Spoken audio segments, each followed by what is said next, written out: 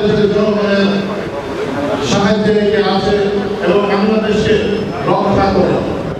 ঠিক তেমনিভাবে যখন আওয়ামী লীগ সরকার 19৭৫ সালের 19শে জানুয়ারি বহুদলীয় গণতন্ত্রকে ধ্বংস করে দিয়ে একদলীয় সরকারের ঘোষণা করে বাকশাল কায়েম করে যখন সমস্ত পত্রিকা বন্ধ করে দিয়ে মাত্র 4টি পত্রিকা রাখা হয়, থেকে তখনই এই দেশের জনগণ সিপাহী জনতার মাধ্যমে দীর্ঘভাবে মাধ্যমে ওই সরকারকে দমিয়ে এই রাষ্ট্র ক্ষমতায় আছেন শহীদ রাষ্ট্রপতি জিয়াউর রহমান। আপনারা জানেন শহীদ রাষ্ট্রপতি জিয়াউর রহমান ক্ষমতায় আসার পরে তিনি নির্বাচনের মাধ্যমে এই দেশের ক্ষমতা জনগণের হাতে তুলে দেন, বহুদলীয় গণতন্ত্র ফিরিয়ে দেন, যাতে করে মানুষ তাদের নিজের যে অভিব্যক্তি, নিজের যে প্রাণ খোলা কথা তিনি যেন বলতে পারেন সেই ব্যবস্থা করে দেন। তিনি আজ 19 দফা কর্মসূচির মাধ্যমে এই বাংলাদেশকে একটি তলাবাহী ছুরির বাজার থেকে একটি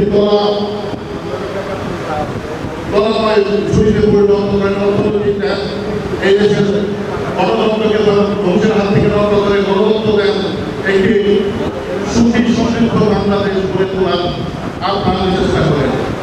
তার যে ক্ষমতা, তিনি যে রাষ্ট্র ক্ষমতায় ছিলেন মাত্র 3.5 বছর, এই 3.5 বছরের ইতিহাস যদি আলোচনা করি আমার পূর্ণ মানুষ এই সময় পাবেন। শুধু এই কথাখানে শেষ করবো আমি আমার কথা। বাংলাদেশের সংবিধানে এবং বাংলাদেশের যত ভালো কাজ আছে এই জিয়া পরিবারই করেছে।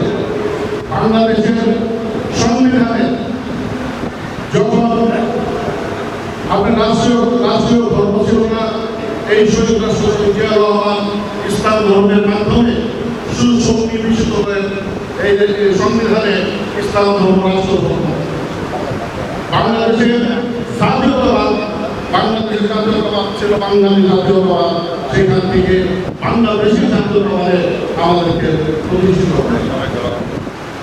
আপনারা জানেন এই যে আজকে এই অবস্থা, ঠিক তেমনি ভাবে আপনারা জানেন তারপরে আসেন আমাদের মমতা মা ডেমোক্রেসি এখন তিনি তখন তারপরে আসেন, তারপরে শহীদ রাষ্ট্রপতি জিয়াউর রহমানের তার যে কর্মসূচি ছিল সেই কর্মসূচি পালন করে আজকে আমাদের যে প্রধানমন্ত্রী শহীদ রাষ্ট্রপতি জিয়াউর রহমানের জ্যেষ্ঠ সন্তান জনাব তারেক রহমান এসে এই ক্ষমতার মধ্যে আসীন হয়। শহীদ রাষ্ট্রপতি জিয়াউর রহমানের জ্যেষ্ঠ সন্তান তিনি আজকে দেশ পরিচালনা করে যাচ্ছেন এবং করে যাচ্ছেন 31 দফা কর্মসূচির মাধ্যমে এই বাংলাদেশের হাল ধরেছেন এবং আগামীতে যাতে করে বাংলাদেশ অর্থনৈতিকভাবে পররাষ্ট্রনীতি খাদ্যে শিক্ষায় সকল পর্যায়ে আমাদের দেশে সামর্থ্য অর্জন করে সেই লক্ষ্যে কাজ করে যাচ্ছেন। কিন্তু তেমনি তার ধারাবাহিকতায় আমাদের সামনে আল্লাহ আমাদেরকে দিক নির্দেশনা দিয়েছেন। তিনি সহজভাবে এই ধর্মীতে আপনার শাসন ব্যবস্থা কায়েম করেছেন। আগামীতে দিনে যাতে করে আমাদের যাতে সবভাবে আমরা চলতে পারি সেই ব্যাপারে দিক নির্দেশনা দিয়ে যাচ্ছেন, আমাদেরকে পরিচালিত করে যাচ্ছেন। সকলকে আমি আমার কথা শোনার জন্য এবং বক্তব্য শোনার জন্য আপনাদেরকে আন্তরিক অভিনন্দন জানিয়ে আমি আমার বক্তব্য শেষ করছি। খোদা হাফেজ।